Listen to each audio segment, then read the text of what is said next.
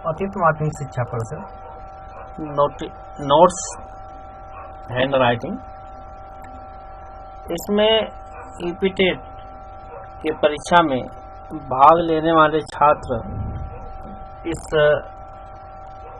हिंदी भाषा विकास पेडागॉजी को एक बार अवश्य देखकर परीक्षा भवन में जाएं तथा हम इम्पॉर्टेंट क्वेश्चनों के विषय में दिखा रहे हैं और साथ ही साथ चैनल को सब्सक्राइब कीजिए और कमेंट कीजिए। आप लोगों का बहुत सी कमेंट आ रहा था कि सर हिंदी पेडागॉजी का संपूर्ण अध्ययन दीजिए ताकि एक बार पढ़ने के बाद हम उसमें 100% अच्छे अंक लाएं। तो उस उद्देश्य से यह पाठ्यक्रम हम बना रहे हैं हैंड राइटिंग, और इसको एक बार अवश्य परीक्षा भवन में पढ़ कर जाइए। आता है प्रश्न हिंदी भाषा का विकास। हिंदी भाषा 3000 भाषाओं में से एक है। हिंदी की आकृति व्योगात्मक और विशिष्ट है। भारत में हिंदी भाषा के 4 परिवार माने गए हैं। भारतीय सबसे बड़ा परिवार भाषा का माना गया है हिंदी भाषा में, जिसमें 73% लोग आते हैं। दूसरा द्रविड़ है और आस्ट्रिक है। अलास्ट चीन तिब्बती सबसे छोटा परिवार जिसको माना जाता है, यह 0.7 पर आता है। हिंदी काल में 3 भाग में बांटा गया है: प्राचीन हिंदी, मध्यकालीन हिंदी, आधुनिक हिंदी, आज तक वर्तमान हिंदी जिसे कहा जाए। प्राचीन हिंदी जो 1500 ईसा पूर्व से 800 ईसा पूर्व तक मानी गई है, जबकि मध्यकालीन 500 ईसा पूर्व से 1000 ईसा पूर्व के बीच मानी गई, और 10,000 ईसा पूर्व आधुनिक आज तक जो है आधुनिक हिंदी माना गया। प्राचीन हिंदी में 2 भाग होते हैं: वैदिक सांस्कृतिक और लौकिक संस्कृत, जबकि मध्यकालीन में आते हैं पाली आपका और प्राकृतिक, अपभ्रंश, अपदत्त। आधुनिक में आपका बंगला आता है, असमिया आता है, उड़ीसा आता है, मराठी आता है, गुजराती आता है और अन्य प्रकार किसी तरह से जाने जाते हैं और गिने जाते हैं। हिंदी का विकास क्रम संस्कृत पाली, हिंदी का विकास क्रम जो माना जाता है वह है संस्कृत, उसके बाद पाली, प्राकृतिक, अपभ्रंश, अवरष्ट, प्राचीन हिंदी और प्रारंभिक हिंदी आज जो चल रहा है। इस तरह से इनके जो है चरण माने गए हैं। अपभ्रंश से आधुनिक भारतीय भाषा का विकास, अपभ्रंश के भेद देखते हैं। सौरसेनी पश्चिमी हिंदी, गुजराती, राजस्थानी आती है सौरसेनी में। मगधी में आता है बिहारी, असमिया, उड़ीसा, बंगला, जबकि अर्ध मगधी में आता है पूर्वी और हिंदी, पूर्वी हिंदी आती है।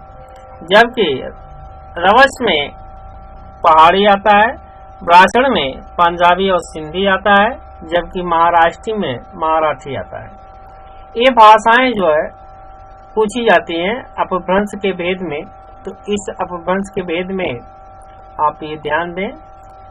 और ये भाषाएं पश्चिमी हिंदी, गुजराती और राजस्थानी सौरसेनी में माना जाता है, और मगधी में बिहारी, असमिया, उड़िया, बंगला माना जाता है। अर्ध मगधी में पूर्वी हिंदी मानी जाती है, और खासकर रवस में पहाड़ी, ब्राह्मण में पंजाबी और सिंधी, महाराष्ट्री में महाराष्ट्री कहा जाता है। अपभ्रंश का वाल्मीकि समयु पश्चिम चरियु हिंदी भाषा का शिशुकाल आदिकाल माना जाता है। हिंदी शब्द किस भाषा का अर्थ है? ये फारसी शब्द से लिया गया था हिंदी।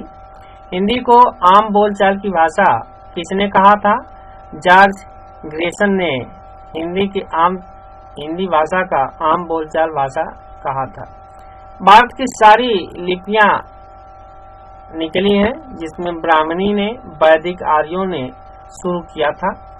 गुप्त काल से आरंभ में ब्राह्मी के दो भेद माने गए हैं, जिसमें 30 ब्राह्मणी और दक्षिणी वाहिनी, उत्तर वाहिनी और दक्षिणी वाहिनी कहा जाता है। उत्तरी वाहिनी का स्वरूप में उत्तरी ब्राह्मणी, गुप्त लिपि, सिद्ध पृतिका लिपि, कुटिल लिपि। कुटिल लिपि दो भागों में है, नागरी, शारदा। इसी के साथ देखा गया कि नागरी में पश्चिमी शाखा में आते हैं देवनागरी, राजस्थानी, गुजराती, कैथी, महाजनी, जबकि पूर्वी शाखा में आता है बंगला लिपि, असमिया और उड़ीसा, जबकि शारदा लिपि में आता है गुरुमुखी, लाधा, शारदा और टाकरी। ये तीन आते हैं। दक्षिणी वाहिनी का स्वरूप में देखा गया, जिसमें तेलुगु है, कन्नाडा है, ये लिपि आती है, जबकि तमिल, कालिंग लिपि और ग्रंथ लिपि, मलयालम लिपि। हिंदी, हिंदू हिंदुस्तान नारा दिया प्रताप नारायण मिश्र ने। प्रताप नारायण मिश्र का ये प्रसिद्ध नारा रहा। इनके बाद आते हैं बिहारी जी। बिहारी जी की रचनाएं की भिन्न है, सब सही है। जैसे बिहारी मैथिली, माघी और भोजपुरी तीन के कवि माने गए हैं। तीन के कवि ये प्रमुख रहे हैं, जिसमें एक है मैम भोज, भोजन खालू। पहाड़ी में कुमाऊं, गढ़वाली और नेपाली, ये तीन भाषाएं आती हैं, कुमाऊं, गढ़वाली और नेपाली। ये सारे जो है लिंक है, आप इस लिंक पर हमें कमेंट कर सकते हैं और नोटबुक प्राप्त कर सकते हैं। वर्णमाला, भाषा की सबसे छोटी इकाई वर्णमाला कहा जाता है, वर्ण कहा जाता है। वर्णों के अव्यवस्थित क्रम को कहते हैं वर्णमाला। ध्वनि आकृति का सूचक लुप्त नंबर SS। भाषा की सर्वाधिक इकाई वाक्य होता है। वर्ण और अक्षर में अंतर देखें, वर्ण जो है को, खो, गो, घो होता है, जबकि अक्षर जो है को प्लस ओ अर्थात को, खो प्लस ओ बराबर खो। वर्णों के खंडन का अक्षर, वर्णों के खंडन को अक्षर कहते हैं। वर्णमाला 52 होते हैं। स्वर में स्वरों की संख्या 11 होती है, जिसमें हर्ष स्वर, दीर्घ स्वर और लुप्त स्वर होती है, जबकि व्यंजनों में व्यंजनों की संख्या 33 होती है, स्पर्श, अंतःस्थ और ऊष्म। आइए हम इनके विषय में भी आगे देखेंगे कि ये कहां से बोले जाते हैं। स्वरों का उच्चारण स्थान के आधार पर वर्गीकरण। मात्रा के आधार पर स्वर, हर्ष स्वर में अ, ई, उ, री आता है, जबकि दीर्घ स्वर में अ, ई, उ, मूल दीर्घ, ए, ऐ, ओ, औ ये आते हैं, जबकि लुप्त स्वर में अरौ। जीव के आधार पर बोले जाने वाले अग्र स्वर में ई, ई, ई, ई, ए, ऐ, जबकि मध्य स्वर में आने वाले अ और पश्च स्वर में आने वाले आ, उ, ओ, अंग, ये सारे जो है पश्च स्वर में आते हैं। मुख द्वार के आधार पर प्रवृत्तियां पूरा मुंह खुल जाए उसमें आ, और अर्धवृत्ति में आधा मुंह खुले हुए अ, ए, अ, ये अर्धवृत्त के शब्द कहे जाते हैं और अर्धवृत्त के अंतर्गत बोले जाते हैं। समवृत्ति में देखा गया मुख द्वार लगभग बंदसा हो, ए, ए, उ, और अर्ध समवृत्ति में मुख के द्वारा लगभग आधा बंद ए, आधा बंद शब्दों का जो है ध्वनि हम बोलते हैं। तो ये जो है ध्वनियां हैं जो अलग अलग भागों से अलग अलग अर्थ के हिसाब से बोला जाता है, इस पर विशेष ध्यान दें, ये अक्सर पूछे भी जाते हैं। इन्हीं के साथ ओष्ठों की स्थिति के आधार पर बोले जाने वाली भाषाएं और बोले जाने वाले अक्षर, जैसे पहला अंतविंत मुखी। अंतविंत मुखी के अंतर्गत ओ, आ, ई, ई, ए, और मुख्य वित्त मुखी में बोलने वाला ऊ, ओ, ये वित्त मुखी के अंतर्गत आता है। और अंतः वित्त मुखी के अंतर्गत अ, आ, ई, ए, ये शब्द आते हैं।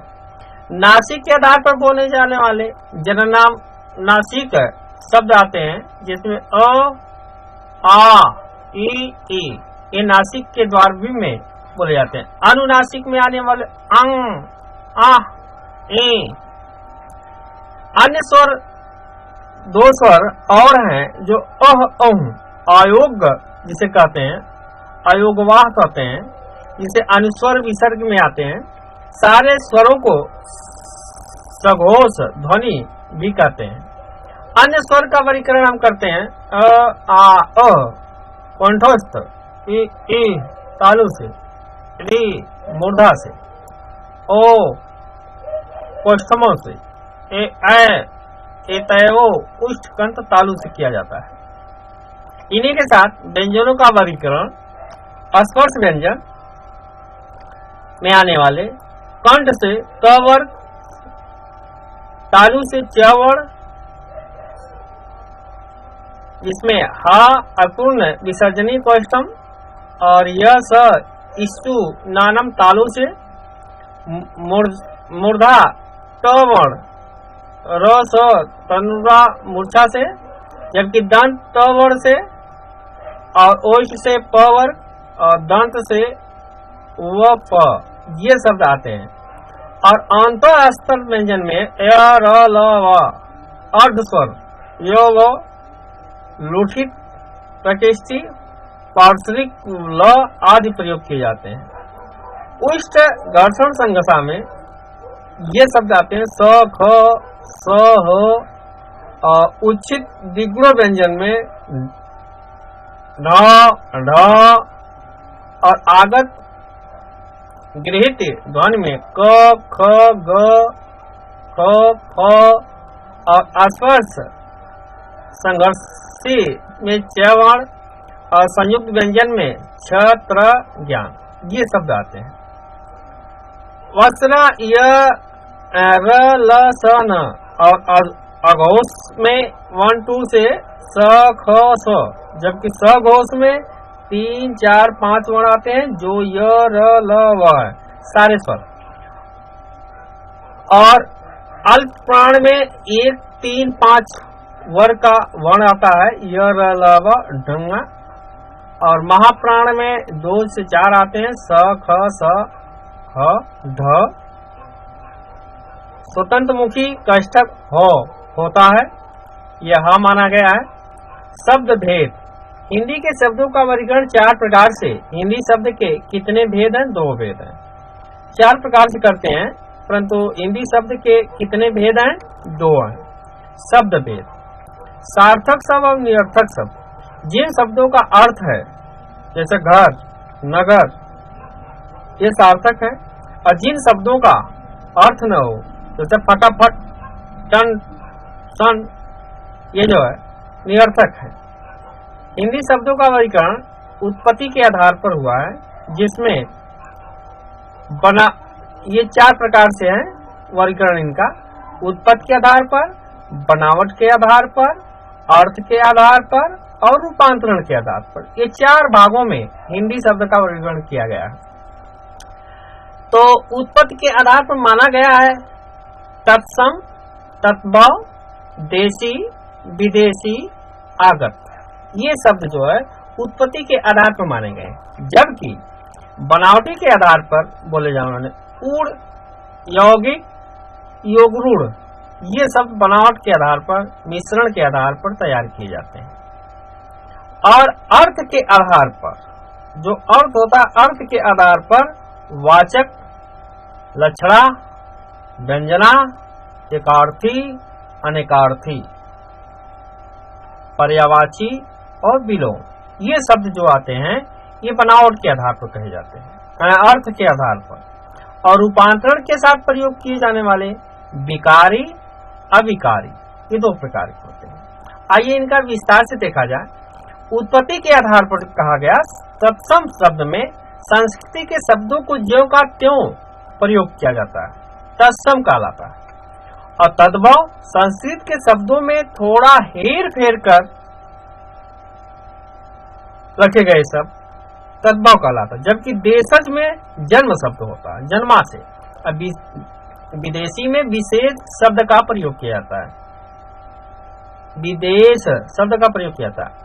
व्युत्क्रम या बनावट के आधार पर रूढ़ जिन शब्दों के सार्थक खंड न हो, अर्थात जो अन्य शब्दों के मेल से न बने, ऐसे शब्द रूढ़ शब्द कहलाते हैं।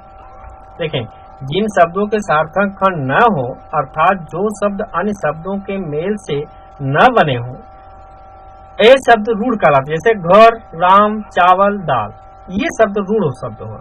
यौगिक शब्द दो या दो से अधिक शब्दों के योग से बना हो, जैसे विज्ञान, विधन, ज्ञान, विद्यालय, विद्याधन, आलय, विद्यार्थी, ये शब्द जो है यौगिक कहलाते हैं, जो शब्दों के जोड़ से बनते हैं।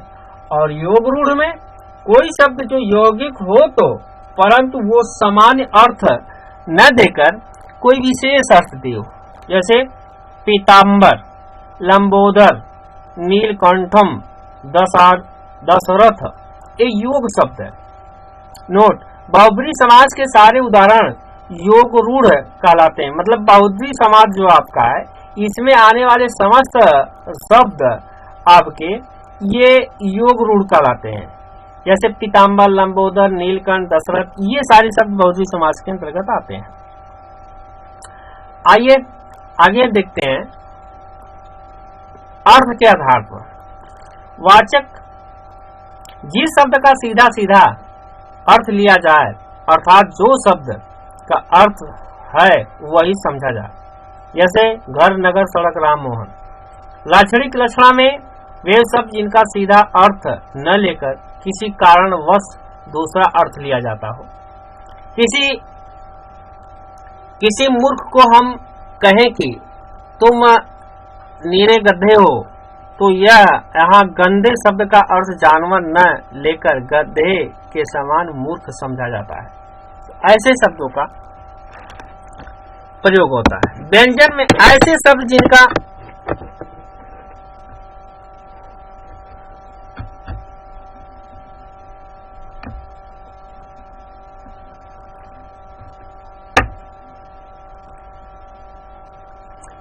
व्यंजन ऐसे शब्द जिनका न तो वाचक हो, अर्थात व्यंजन,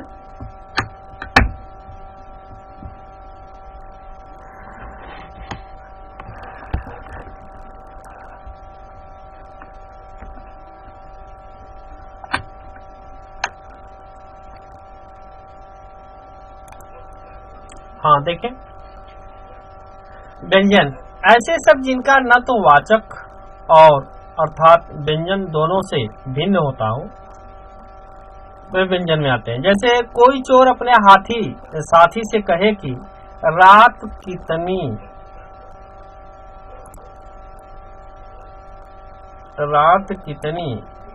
अंधेरी है, तो यहाँ कहने का तात्पर्य यह है कि यहाँ रात की विशेषता नहीं बताई जा रही है, बल्कि कहा जा रहा है कि चोरी के लायक शानदार रात नहीं है। तो यह स्पष्ट करता है उदाहरण। तो इन तीनों व्यंजन लक्षणा वाचक को शब्द की शक्ति भी कहते हैं, और इस शक्ति से उन्हें संबोधित भी किया जाता है, अर्थात इन्हें शब्द शक्ति भी कहा जाता है। इसी के साथ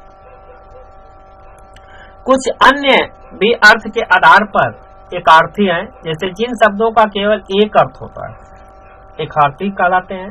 अनेकार्थी में जिन शब्दों के एक से अधिक अर्थ होते हैं, उसे अनेकार्थी कहते हैं। पर्यायवाची है, जो समान अर्थ दे, भिन्न भिन्न अर्थ दे। जैसे में सूरज का, पृथ्वी का अलग अलग शब्द है, गगन, आकाश का, ये सारे शब्द होते हैं। विपरीत शब्द वे शब्द होते हैं जो उल्टा और विपरीत कहे जाते हैं, उसके विपरीत, जैसे सीधा का उल्टा, ऐसे शब्द जो है विपरीत कहे जाते हैं। रूपांतरण के आधार पर देखा गया है विकारी शब्द, अविकारी शब्द, इसमें विभिन्न प्रकार के शब्द आते हैं। आइए इसमें भी कुछ हम देखते हैं।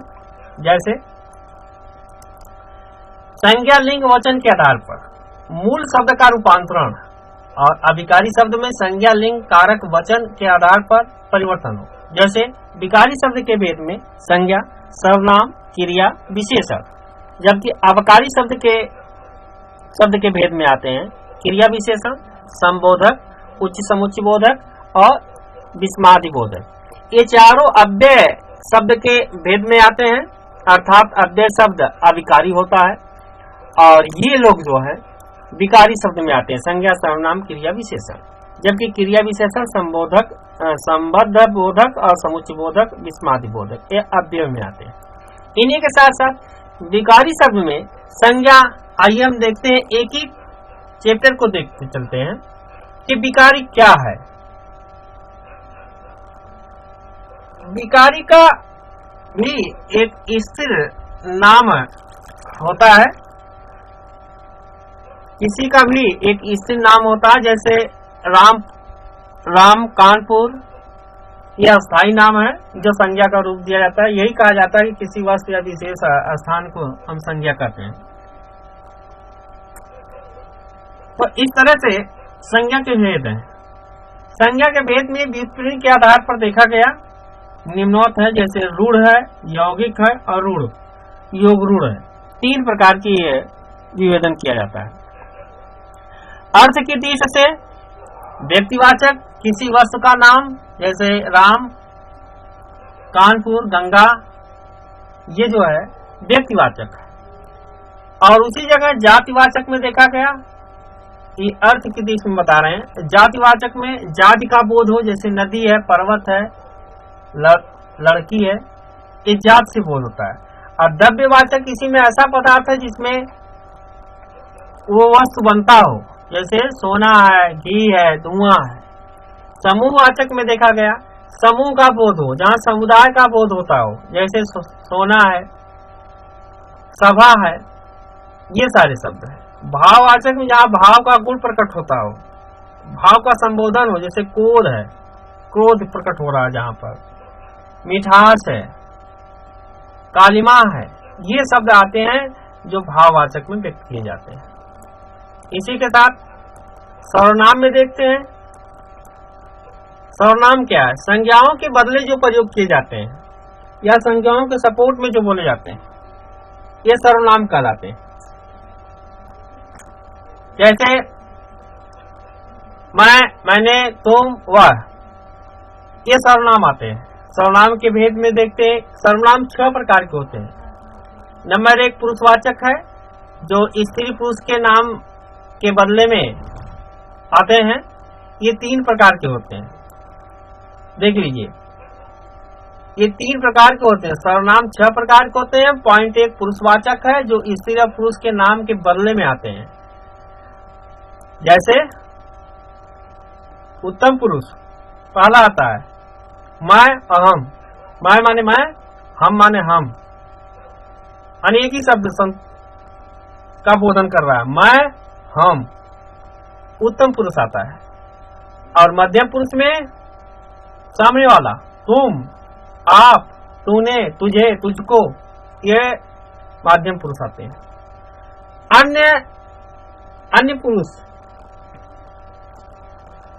अन्य पुरुष के अंतर्गत आने वाले वह, यह, वे, ए, इन, उन, उनसे, ये अन्य पुरुष के अंतर्गत आते हैं। मानी मध्यम, उत्तम पुरुष, मध्यम पुरुष और निम्न पुरुष अर्थात अन्य पुरुष। इस तरह से पुरुषवाचक 3 प्रकार के होते हैं। निश्चयवाचक में देखा गया दूसरा पॉइंट, सर्वनाम का दूसरा नंबर है, जो किसी वस्तु का निश्चयात्मक संकेत दे, एक निश्चित संकेत दे, उसे निश्चयवाचक कहते हैं। जो किसी वस्तु का निश्चयात्मक संकेत दे, जैसे यह सांप है, वह आदमी है, वह सायमा है, वह पुल है, यह नदी है, तो ये निश्चय शब्द का संकेत दे रहा है, निश्चयवाचक। अनिश्चयवाचक किसी निश्चित वस्तु का बोध न हो, ऐसे सब अनिश्चयवाचक कहलाते हैं। जैसे किसी निश्चित वस्तु का बोध न हो, किसी को बुलाओ, कुछ मिला है, ये तो स्पष्ट नहीं है क्या मिला है, लेकिन कुछ मिला है। किसी को बुलाओ, किसी को बुलाओ, ये भी निश्चय नहीं है, तो ये अनिश्चयवाचक कहलाते हैं। इसी के साथ साथ संबंधवाचक है। संबंधवाचक दो वस्तुओं के बीच का संबंध का बोध जो कराता है, जैसे जो, सो, ये दो शब्द ऐसे आते हैं जो संबंध को स्थापित करते हैं, संबंध का बोधन कराते हैं, संबंध का बोध होता है, ये शब्द संबंधवाचक कहलाते हैं। प्रश्नवाचक, जिस सर्वनाम से प्रश्न का बोध हो उसे प्रश्नवाचक कहते हैं। जैसे कौन, क्या, कहां, कैसे, ये प्रश्नवाचक शब्द है। निजवाचक, जिस सर्वनाम से कर्ता का बोध हो उसे हम निश्चयवाचक कहते हैं। निजवाचक, निजवाचक कहते हैं। जैसे आप शब्द आपका बोध होता है। विशेषण, संज्ञा सर्वनाम की विशेषता बदलाने वाले शब्द को हम विशेषण कहते हैं। अगली पॉइंट, तीसरा विशेष नंबर है विशेषण। संज्ञा सर्वनाम की जो विशेषता बतलाते हैं उसे हम विशेषण कहते हैं। विशेषण अर्थात विशेष, विशेष जो शब्द विशेषता बताए, विशेषण, और जिसकी विशेषता बताई जाए वो विशेष्य है। जैसे गोरी नेहा हंसती है, गोरी नेहा हंसती है, तो ये गोरी जो है विशेषण है, और विशेष किसको कर रही है, विशेष है, नेहा है, हंसती है। तो इस तरह से इन शब्दों में लोप होता है। विशेषण के भेद में चार प्रकार के होते हैं। सर्वनामिक संकेतवाचक, जो सर्वनाम शब्द विशेष की तरह प्रयुक्त होते हैं। तो विशेषण में देखते हैं ये भेद जो है चार प्रकार के होते हैं। सर्वनामिक, जो सर्वनाम शब्द विशेष की तरह प्रयुक्त होते हैं, वे शब्द आते हैं जैसे वह घर मेरा है, अस्पष्ट है, वह किताब फटी है, अस्पष्ट है, ये शब्द सर्वनामिक होते हैं।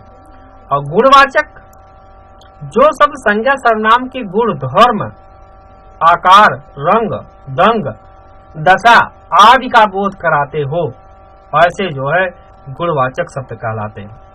जैसे में देखा गया, यह मेरी नई कुर्ती है, यह स्पष्ट करता है कि यह मेरी नई कुर्ती है। यह मेरा कुर्ता है, तो इसमें गुण प्रकट होता है। यह मेरा शू है, जूता, यह मेरी पेन है, जिसमें स्पष्ट गुण प्रकट होता है। परिणामवाचक, अगला पॉइंट आता है परिणामवाचक, जो शब्द किसी वस्तु के परिणाम, तौल, माप आदि का बोध कराए, परिणामवाचक कहलाता है। परिणामवाचक के भेद में देखा गया कि इनके दो भेद होते हैं। पहला निश्चय परिणामवाचक और अनिश्चित परिणामवाचक। 4 सेर दूध, 10 किलो, 5 क्विंटल गेहूं, 10 किलो घी, 5 क्विंटल गेहूं, ये निश्चय परिणामवाचक है, जो निश्चित को दर्शाते हैं, निश्चित संकेत को व्यक्त कर रहे हैं, ये निश्चयवाचक आते हैं। अनिश्चित परिणामवाचक में बहुत घी, थोड़ी, अधिक चीनी, ये अनिश्चित वाचक है। अनिश्चित परिणामवाचक शब्द है जो अस्पष्ट नहीं है। बहुत घी, पता नहीं कितने घी, थोड़ी घी, पता नहीं कितनी थोड़ी सा, अधिक चीनी, पता नहीं कितनी चीनी है, ये प्रश्न आते हैं, तो ये अनिश्चित परिणामवाचक कहलाते हैं। संख्यावाचक, चौथा, जिससे वस्तुओं की संख्या का बोध होता हो, संख्यावाचक कहलाते हैं। संख्यावाचक के 5 प्रकार होते हैं, जैसे गणनावाचक में 1 2 3 4 5 6 7 अनंत, ये गणनावाचक होते हैं। क्रमवाचक पहला दूसरा तीसरा चौथा पांचवा छठवां सातवां, ये भी अनिश्चित वाचक है। अवितिवाचक 3 गुना 4 गुना 5 गुना 6 गुना 8 गुना, ये अवितिवाचक है। समुदायवाचक में चारों ओर, आठों सातों पांचों तरफ छहों तरफ, ये सारे शब्द आते हैं समुदाय वाचक में। अब प्रत्येक वाचक में हर एक का बोध, जैसे प्रत्येक व्यक्ति, हर एक आयागी। प्रतिविशेषण, जो शब्द विशेषणों की विशेषता बताएं वे शब्द प्रतिविशेषण कहलाते हैं। जैसे वह बहुत तेज दौड़ता है, वह बहुत तेज दौड़ता है। सीता अत्यंत सुंदर है, ये शब्द प्रतिविशेषण। विशेष से विशेषण, विशेष से विशेषण। काला घोड़ा दौड़ा, विशेषण विशेष, जिसका ये संकेत देता है। जब विशेष विशेष से पहले आए तो वहां विशेष से विशेषण होगा। यह जगह सुनी जान पड़ती है, माने विशेष और विशेषण। जब विशेषण विशेष के बाद आए तो वहां विशेष अविशेषण होगा। विशेषण की अवस्थाएं 3 होती हैं, मूलावस्था उच्च और अधिक, उत्तरावस्था उच्चतर अधिकतर, और उत्तम अवस्था उच्चतम अधिकतम। ये जो 3 अवस्थाएं गिनी जाती हैं, और ये 3 अवस्थाएं जो 3 तरह से बोली गई हैं, अधिक, अधिक और अधिकतर माने लगातार, अधिकतम भाव से अधिकतम, उच्च सबसे ऊंचा है, उच्चतर सबसे उच्चतर है, उच्चतम बहुत उच्चतम है। इनके बाद आता है डी, क्रिया। क्रिया क्या है? जिस शब्द में किसी काम का करना पाया जाता है उसे हम क्रिया करते हैं। जैसे एग्जाम्पल में रश्मि दौड़ना पसंद करती है। क्या करती है? रश्मि क्या पसंद करती है? दौड़ना। इसमें क्रिया कार्य है, क्रिया यही है जो कार्य कर रही है। रश्मि दौड़ना पसंद करती है। धातु, जिस मूल शब्द से क्रिया बने वही जो है धातु कहलाती। जैसे दौड़, जा, खा, ये क्या है? दौड़, जा, खा, ये धातु है। धातु के भेद में धातु 2 धातुएं होती है, 2 प्रकार की होती है, मूल धातु और यौगिक धातु। मूल धातु जो मूल होती हैं, स्वतंत्र होती हैं। जैसे मूल धातु में देखा गया पढ़, पढ़ने का, लिख, लिखने का, खा, खादती, ये शब्द आते हैं, ये मूल धातु होती है। खाने का, लिखने का, पढ़ने का आदि आती हैं, इसमें मूल धातु है। अयौगिक धातु है जो उसके साथ लोप आता है, प्रत्यय के योग से बनती हैं, जो प्रत्यय के योग से बनती, जैसे चलना से चला, ये दोनों शब्द एक है, परंतु ये दोनों यौगिक हैं। चलना से चला। इन्हीं के साथ प्रेरणार्थी क्रिया धातु, यौगिक क्रिया धातु और नाम धातु, ये 3 प्रकार की क्रियाएं होती हैं। इन क्रियाओं में देखते हैं उष्ठाना, सुलवाना, सुलाना में आना लाना जोड़ा जाता है। इनमें आना जोड़ा गया और इसमें लाना जोड़ा गया। इसमें उठवाना तो जोड़ा जाता है, ये धातुएं होती हैं। और इसी में क्रिया से पता चलेगी कि कर्ता स्वयं न कार्य करके किसी दूसरे से करवाने के लिए प्रेरित कर रहा है। इन शब्दों में प्रेरणा में किन्हीं दूसरे शब्द के माध्यम से कार्य को कराने की प्रेरणा दे रहा है। जबकि यौगिक में देखा गया 2 या 2 से अधिक धातुओं के संयोग से प्रत्यय लगाने से बने हैं। जैसे चलना, चलाना, रोना, धोना, चल, देना, ये सारे शब्द जो आते हैं ये यौगिक से आते हैं। नाम धातु है, जो धातु संज्ञा विशेषण से बने, हाथ हथियाना, गौरम गौरमाना, ये जो है नाम से बने हैं। जैसे हाथ है हथियाने का, गौरम है गौरमाने का कार्य। तो इस तरह से ये धातु नाम धातुएं होती हैं। इन्हीं के साथ क्रिया के भेद। क्रिया देखिए दो प्रकार की होती है, सकर्मक क्रिया और अकर्मक क्रिया। सकर्मक क्रिया का एग्जाम्पल जैसे देखा जाए, रीता आम खाती है, क्या कर रही है? खाने का काम कर रही है। क्या? आम। तो कर्म क्या है? आम। आम जो है कर्म है। इसी तरह रीता खाती है, कौन खाती है? रीता। रीता अकर्मक क्रिया हो गई। अब देखिए सकर्मक क्रिया दो प्रकार की होती है, विकर्मक संयुक्त। श्वेता ने रीना को बांसुरी दी। विकर्मक, श्वेता ने रीना को क्या दिया? संयुक्त में बांसुरी। तो जिस क्रिया का फल कर्म पर पड़े, सकर्मक प्रश्न करने क्या उत्तर मिलेगा, ये जो है सकर्मक होता। और जिस क्रिया का फल कर्ता पर पड़े वह क्रिया अकर्मक होती है। जिस वाक्य में दो क्रिया हो वह विकर्मक होती है।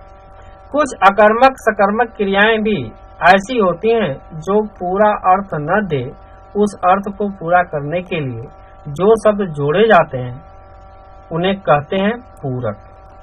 पूरक कहते हैं। व्युत्क्रम के अनुसार क्रिया भेद, मूल क्रिया, यौगिक क्रिया और पूर्णकालिक कालिक क्रिया, ये तीन भागों में इन्हें बांटा गया है। जो क्रिया दूसरे शब्दों से न बनी हो मूल क्रिया कहलाती है। जैसे खाना, पीना, सोना, ये मूल क्रिया है। मुख्य क्रिया के साथ जो क्रियाएं आए और सहायक हो, जैसे था, हूं, है, ये क्रियाएं जो है मुख्य क्रिया के साथ जो क्रिया आए वो सहायक क्रिया कहलाती है। इसी के साथ जिस क्रिया का सिद्ध होना किसी दूसरे क्रिया के सिद्ध होने के पहले पाया जाए उसे पूर्वकालिक क्रिया कहते हैं। जैसे सुकन्या पढ़कर सोती है, यह क्रिया, यह एग्जाम्पल जो आपका कालिक क्रिया के अंतर्गत आता है। क्रियाएं की तीन अवस्थाएं होती हैं।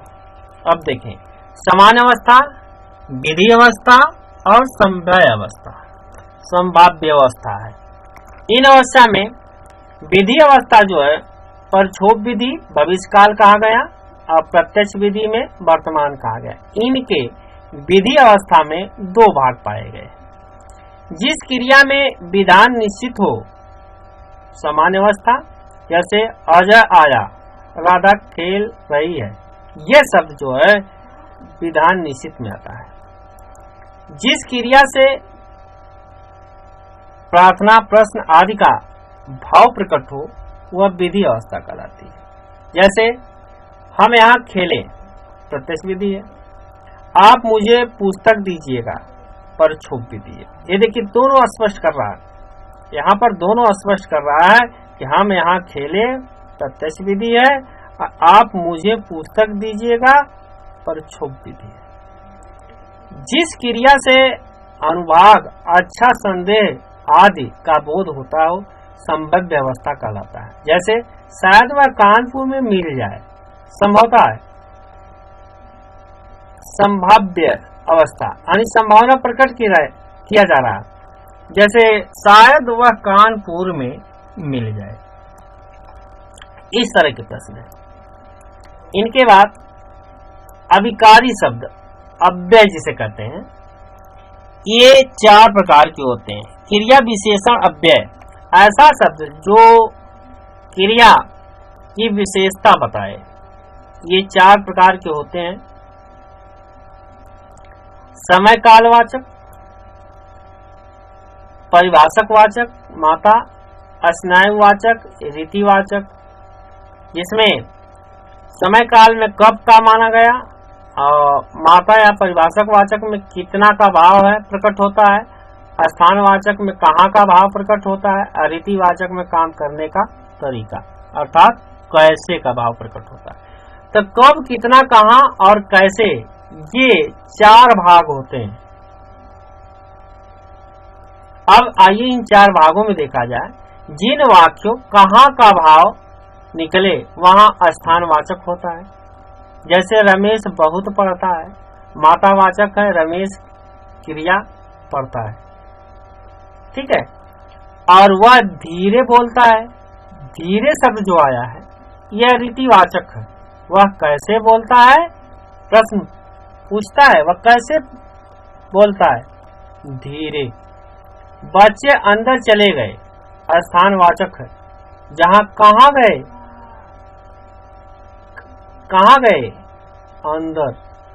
उसी तरह से वह प्रतिदिन व्यायाम करता है, कालवाचक। वह कब करेगा, प्रतिदिन। इस तरह से ये शब्दों का बोध होता है। अगला संबंध बोधक। संबंध बोधक में जो शब्द संज्ञा के सर्वनाम बाद आकर हम उस संज्ञा सर्वनाम का संबंध वाक्य के दूसरे शब्दों से दिखाते हैं, ऐसे शब्द जो है संबंध बोधक कहलाते हैं। जैसे कौरव सेना समेत मारे गए, यह चोरी कुछ दिन पहले हुई, राम के आगे राधा खड़ी है, मोहन के बिना मैं नहीं जाऊंगा। ये सारे संबंध जो है एक दूसरे के संबंध को स्थापित कर रहे हैं। समुच्चय बोधक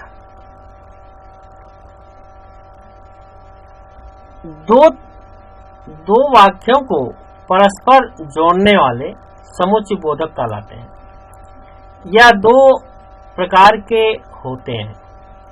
संयोजक किन्हीं 2 वाक्यों को जोड़ना, वियोजक किन्हीं 2 वाक्यों को तोड़ना। वियोजक तोड़ना, अलग अलग करना, संयोजक एक साथ जोड़ना। ये 2 प्रकार के समुच्चय बोधक होते हैं। जैसे हंस दूध और पानी को अलग कर देता है, तुम बहुत मेहनती थे लेकिन तुम सफल न हो सके। इसमें देखिए, इसमें और शब्द है और इसमें लेकिन शब्द लगाया गया। ये दोनों शब्द, इनका बोध जो है संयोजक और वियोजक 2 वाक्यों को तोड़ रहे हैं, 2 वाक्यों को जोड़ने का काम कर रहे हैं। विस्मादि बोधक अव्यय में हर्ष, शोक, विस्मत आदि भाव है जो प्रकट होते हैं। जैसे वाह क्या छक्का मारा, हर्ष जिसमें हर्ष का लोप होता है, खुशी उत्साह का लोप होता है। वाह क्या छक्का मारा है, ओह मजा आ गया, इसमें भी हर्ष है। हाय क्या यह हो गया, ये विस्वाद है, हाय शब्द। इसी तरह से वाक्य में किसी शब्द के बाद जो अव्यय लगाकर एक विशेष बल दे नियोजित करते हैं। इस बात को एक मूर्ख भी जानता है। जैसे यह वाक्य है, एक बात को एक मूर्ख भी जानता है। राम ने ही मारा, राम ने ही मारा, ये शब्द आया। इस तरह से यह शब्द होते हैं।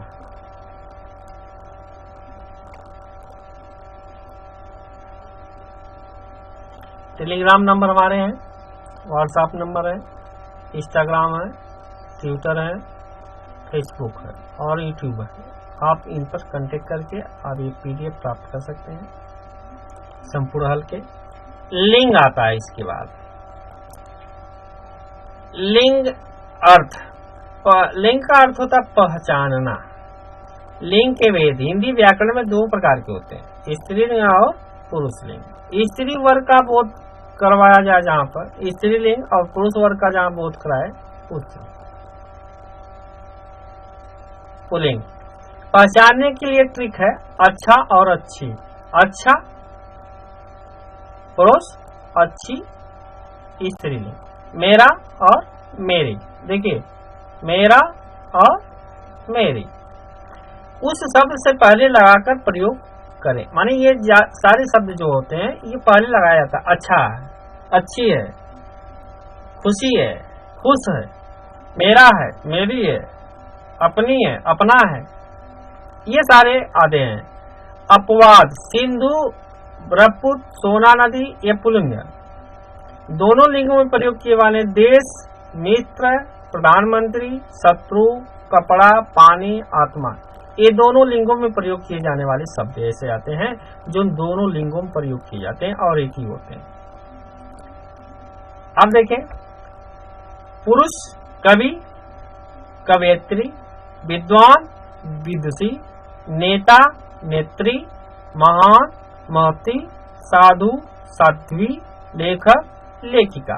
देखिए, इससे स्पष्ट होता है कि पुरुषवाचक पुरुष लिंग कौन है और स्त्री लिंग कौन है। वचन, वचन देखिए, वचन हिंदी में दो प्रकार के होते हैं, एक वचन और बहुवचन। एक वचन जैसे लड़का, बहुवचन जैसे लड़के, बहुत से लड़के। यह सदैव बहुवचन में ही प्रयुक्त होते हैं। जैसे बहुवचन के शब्द आंसू, केश, समाचार, प्रज्ञा, रोम, होश, प्राण, दर्शन, हस्ताक्षर, लोक। कुछ शब्द हमेशा एक वचन में ही रहते हैं, जैसे जनता, माल, सोना, गिड़ा, प्यार, ये ऐसे शब्द होते हैं जो एक ही वचन में रहते हैं। और व्यक्तिवाचक, द्रव्यवाचक, भाववाचक संज्ञा हमेशा एक वचन में ही रहती हैं। ये जो संज्ञाएं हैं, व्यक्तिवाचक, द्रव्यवाचक, भाववाचक संज्ञाएं हमेशा एक वचन में रहती हैं। आदर सम्मान के लिए बहुवचन का प्रयोग होता है, जैसे पिताजी आ रहे हैं, तुलसी श्रेष्ठ कवि थे। ये ऐसे शब्द, ये ऐसे वाक्य हैं जो आदर और सम्मान को प्रस्तुत करते हैं। अनेक, अनेकों, अनेक, यह स्वयं में बहुवचन होता है। बाग में अनेक वृक्ष थे, वहां अनेक लोग हैं। ठीक है, दोनों शब्द जो है अनेकों, अनेक का प्रयोग हो रहे हैं। इसके बाद आता है कारक, कारक विभक्ति। जो शब्द कर्ता, क्रिया, कर्म से संबंध जोड़ते हैं उन्हें हम कारक करते हैं। हिंदी में कारकों की संख्या 8 होती है। पहला देखिए, कारक कर्ता, ने जिसे चिन्ह है, कर्म को के लिए प्रयोग किया था, करण से के लिए, के द्वारा, और संपादन के लिए, को अपादान से अलग अर्थ होने के लिए, संबंध का की,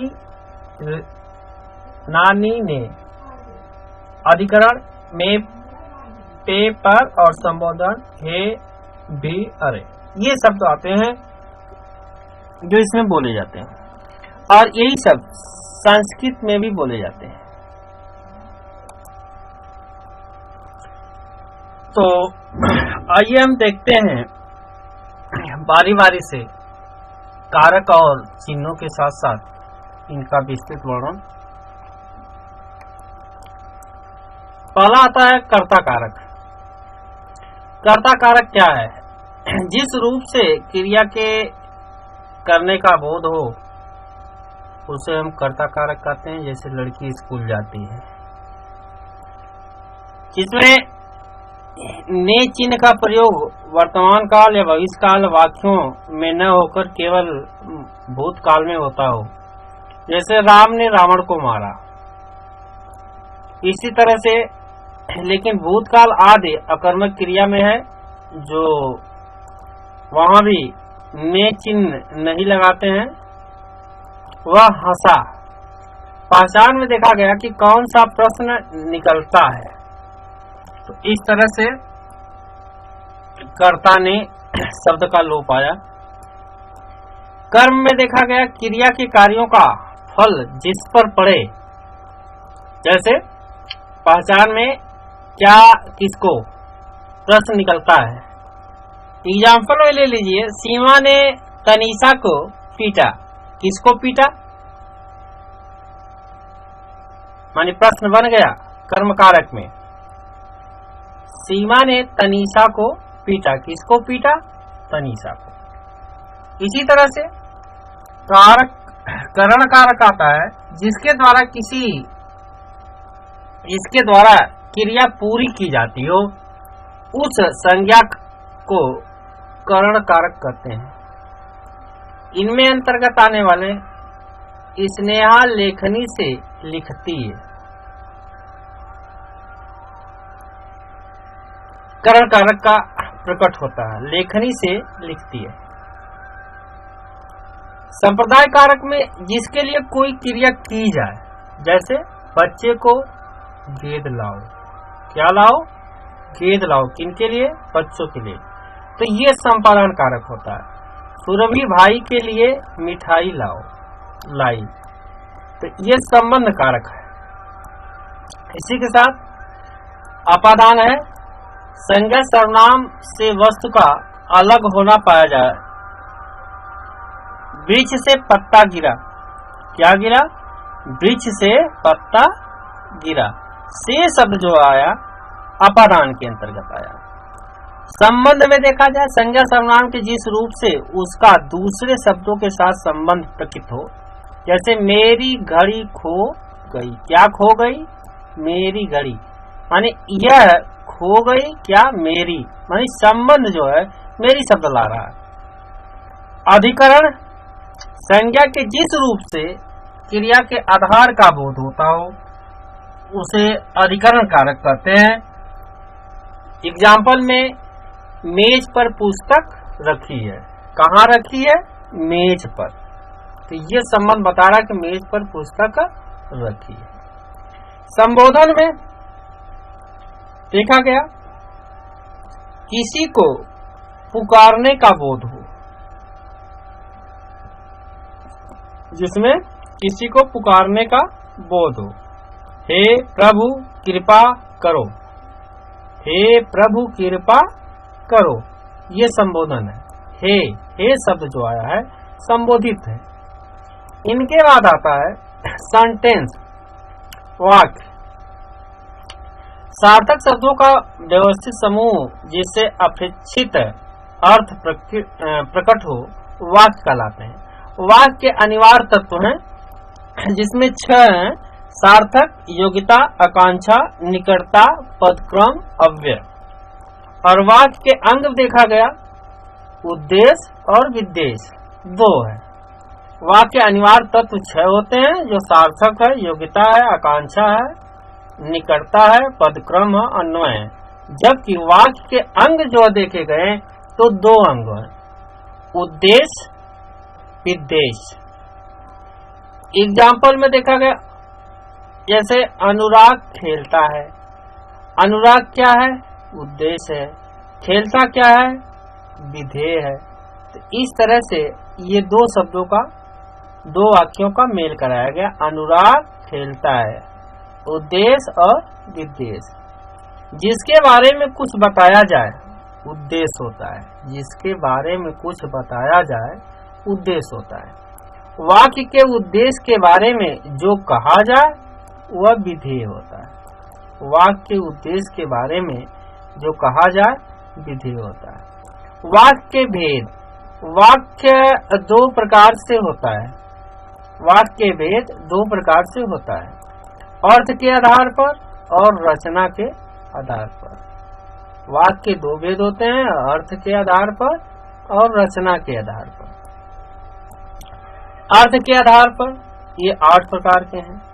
देखें, इनका विवरण हम देखते हैं। विधानवाचक, वर्षा हो रही है जैसे।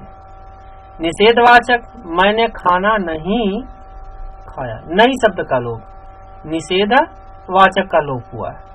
आज्ञावाचक में बाजार जाकर फल लाओ, बाजार जाकर फल लाओ, लाओ का लोप, यानी आज्ञा का जो संकेत दिया जा रहा है। प्रश्नवाचक में यह क्या है, प्रश्न कौन है? क्या, यह क्या है। इसी तरह से इच्छावाचक, तुम्हारा कल्याण हो, क्या हो? तुम्हारा कल्याण हो, कल्याण शब्द आया इच्छावाचक में। संदेशवाचक में शायद शाम को वर्षा हो, संदेहवाचक, शायद पूर्ण नहीं है, स्पष्ट नहीं है, शायद, शायद शाम को वर्षा हो। विस्मयवाचक में विस्मयवाचक, शाबाश, जिसमें शाबाश, अच्छा काम किया, ये शब्द जो है विस्मयवाचक होता है। संकेतवाचक में यदि तुम मेहनत करते हो तो पास हो जाओगे। ये संकेत वाचक है। यदि तुम मेहनत करते हो तो पास हो जाओगे। इसी तरह से रचना के आधार पर ये 3 प्रकार के होते हैं। सरल साधारण वाक्य। वाक्य जो है रचना के आधार पर 3 प्रकार के होते हैं। नंबर 1 उद्देश्य, नंबर 2 विधेय। वह खाना खाता है, उद्देश्य हो गया, और विधेय में खाना खाता है। इसमें ये जो है उद्देश्य विधेय में होता है। संयुक्त वाक्य में जो 2 या 2 से अधिक सरल वाक्यों को योजक और स्वयं एवं तथा या अथवा, इसलिए, अतः, फिर भी, तो, नहीं तो, किंतु, परंतु, लेकिन, पर आदि शब्दों का जो प्रयोग होता है ये संयुक्त वाक्य होता है, जो शब्दों को जोड़ने में, वाक्यों को, सरल वाक्यों को जोड़ने में संयोजक होता है, संयुक्त वाक्य कहलाता है। सरल वाक्य प्लस सरल वाक्य। जैसे सुबह आ गया और शाम को लौट आया, सुबह गया और शाम को लौट आया, ये दोनों वाक्य जो है एक साथ संयुक्त हुए। इसी तरह से ये अनेक शब्द हैं जो एक दूसरे से जुड़ते हैं, वे संयुक्त वाक्य बनाते हैं।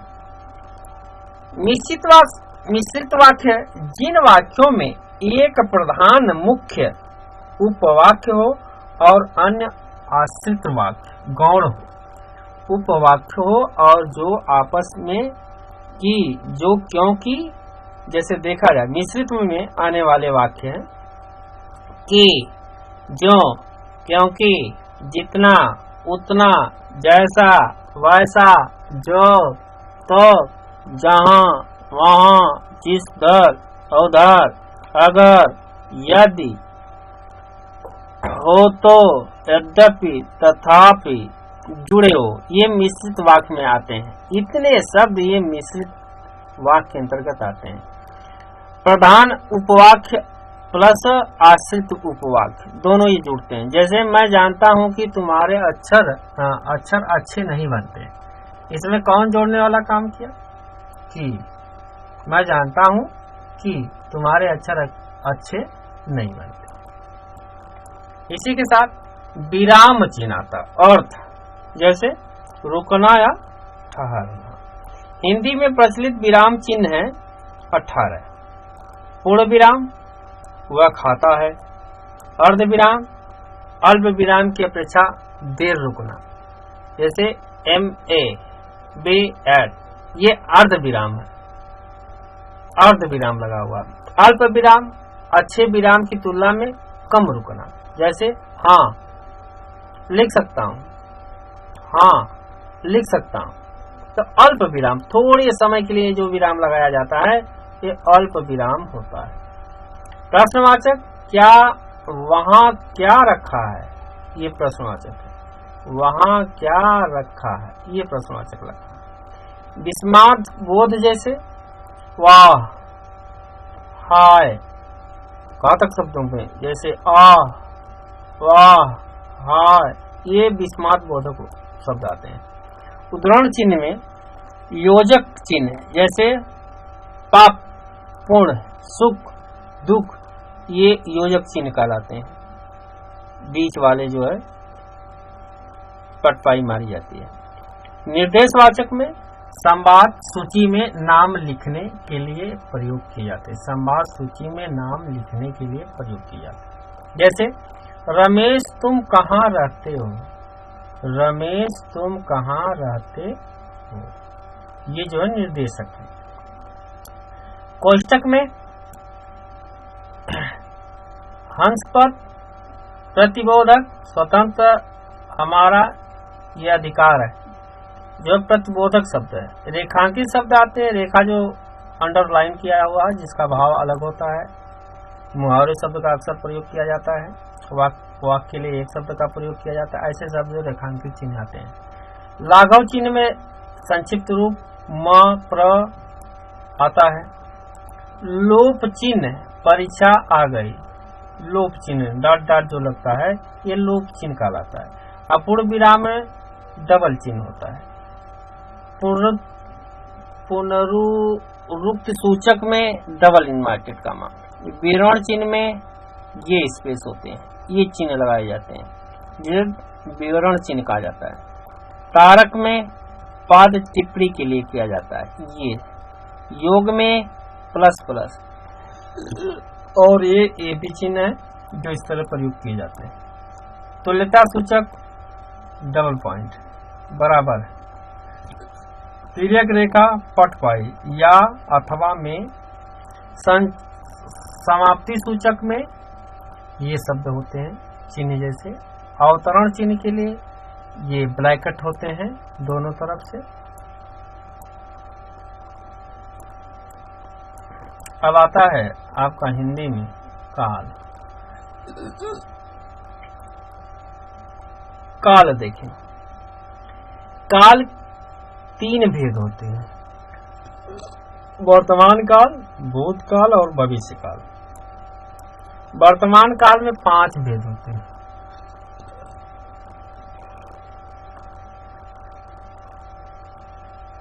वर्तमान काल, भूतकाल और भविष्य काल, जिसमें वर्तमान काल में 5 भेद हैं। सामान्य वर्तमान काल में जैसे देखा गया वह पढ़ता है, तत्कालीन वर्तमान में वह पढ़ रहा है, पूर्ण वर्तमान काल में वह पढ़ चुका है, संदिग्ध वर्तमान में वह पढ़ता होगा, और सभ्य वर्तमान काल में वह पढ़ता हो। ये वर्तमान काल के 5 स्टेप हैं। 5 स्टेप में 5 भाषाओं में बोले जाते हैं। भूतकाल में 6 भेद होते हैं। अब देखें भूतकाल में, सामान्य भूतकाल सीता गई, आसान भूतकाल में सीता गई है, असंभव की बात है। पूर्ण भूत में सीता गई थी, अपूर्ण भूत में सीता जा रही थी, संदिग्ध भूतकाल में सीता गई होगी, हेतु मत भूत में सीता जाती क्रिया होने हुई थी, हुई नहीं, सीता जाती पूर्ण भी नहीं हुई, अधूरी भी नहीं। भविष्य काल तीसरा था भविष्य काल। ये 3 भेद होते हैं, जिसमें सामान्य भविष्य, संभाव्य भविष्य और हेतु भविष्य। जैसे शेखर पढ़ेगा सामान्य भविष्य काल में, समाभ्य में संभव है शेखर पढ़े, और हेतु मत भक्ति में छात्रवृत्ति मिले तो शेखर पढ़े। इस क्रिया का होना दूसरी क्रिया पर निर्भर होता है। समास, समास में देखा गया, समास का अर्थ होता है संक्षिप्त कथन। 2 शब्दों से मिलकर बने, 2 से अधिक शब्दों से मिलकर बने हुए शब्दों को समास कहते हैं। समास के मुख्यतः 6 भेद होते हैं। अव्ययी समास, तत्पुरुष समास, कर्मधारय समास, द्विगु समास, डिंगु समास, बहुव्रीहि समास।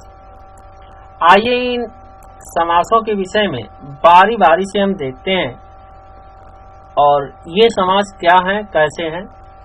अव्ययी भाव समास पहला है, जिसमें पहला पद पूर्व प्रधान होता है। पहला पद क्या होता है? पूर्व प्रधान होता है।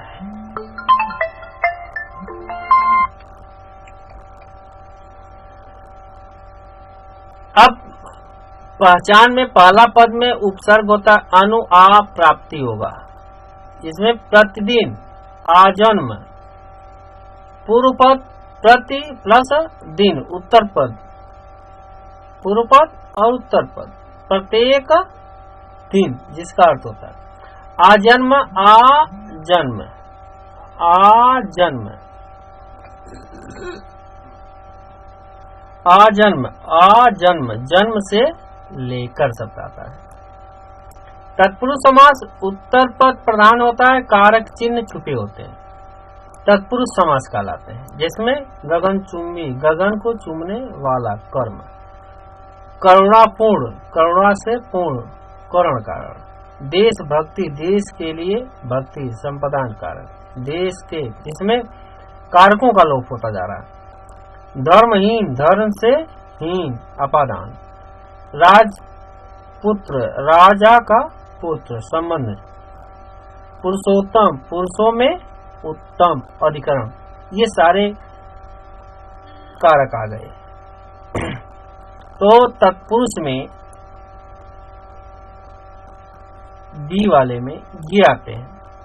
इन्हीं के बाद कुछ अन्य तत्पुरुष मद होते हैं जिसमें पूर्व पद में निषेध सूचक नकारात्मक शब्द आन, न, ना, गैर लगे होते हैं, जैसे अर्धम, न धर्म, अनावश्यक, न आवश्यक, गैर वाजिब, न गैर वाजिब, अनिष्ट, न निष्ठ, ये अशब्द लगे होते हैं। इसके बाद आता है सी, कर्मधारक समास, जिसका पहला पद विशेषण तथा दूसरा पद विशेष अथवा एक पद उपमान और दूसरा उपमेय होता है। जैसे विशेषण में विशेषता बताने वाले शब्द, विशेष में जिसकी विशेषता बताई जाए, जैसे नील गगन, नीला है जो गगन, दुराचार, दुरात्मा, बुरी है जो आत्मा, ये विशेष की उपमेय उपमान में देखा गया, जिसकी उपमा की जाए, जिसकी उपमा की जाए और जिसमें उपमा की जाए। अब देखिए दोनों में अलग अलग, जिसकी उपमा दी जाए और जिसकी उपमा की जाए। दी की उपमेय और उपमान, जिसमें कनक लता, कनक के समान लता, कनक के समान लता, घनश्याम, घन के समान, घन के समान श्याम। द्विगु समास आता है इसी में। संख्यावाचक समास, जिससे पहला पद संख्या वाच होता है, जैसे त्रिफला, ये 30 शब्द जो है द्विगु समास। पंचवटी, नवग्रह, ये 3 फलों का संहार, 5 वटों का, 9 ग्रहों का संहार, ये द्विगु समास में संख्यावाचक शब्दों का लोच होता है। देखें बहुत बारीकी से जानिए कि क्या क्या है इसमें। कर्मधार समास है, द्विगु समास है और द्वंद्व समास आता है। दोनों पदों के बीच योजक चिन्ह जो और को दर्शाता है, दोनों एक दूसरे के विलोम होते हैं।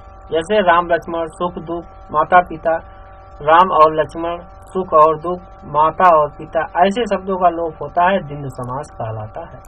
बहुब्रीहि समास कोई पद प्रधान नहीं होता है, दोनों शब्द मिलकर एक नया शब्द बनाते हैं, सीधी सी बात है। जैसे दशानन, 10 है जिसके अर्थात रावण। पीताम्बर, पीत है अंबर जिसका अर्थात विष्णु। एक दांत, एक है दांत जिसके अर्थात गणेश जी। तो ऐसे बहुब्रीहि समास जिसमें कोई पद प्रधान नहीं होता है, दोनों शब्द मिलकर एक नया शब्द का निर्माण करता है, ऐसे शब्द बहुब्रीहि समास कहलाते हैं। अब संधि आती है। संधि 3 प्रकार की होती है, स्वर संधि, व्यंजन संधि और विसर्ग संधि। स्वर संधि 5 प्रकार की होती है, जिसमें दीर्घ संधि, गुण, वृद्ध, यण, आदि। ये स्वर संधि में स्वर संधि 5 प्रकार की गिनी गई। अब देखिए 5 प्रकार में दीर्घ संधि, जिसमें सर्वेण दीर्घ, अक सर्वेण दीर्घ, दीर्घ संधि का उदाहरण है, जिसमें अ आ, परमार्थ, परम अर्थ, कविंद्र, कविधन, इंद्र, जिसमें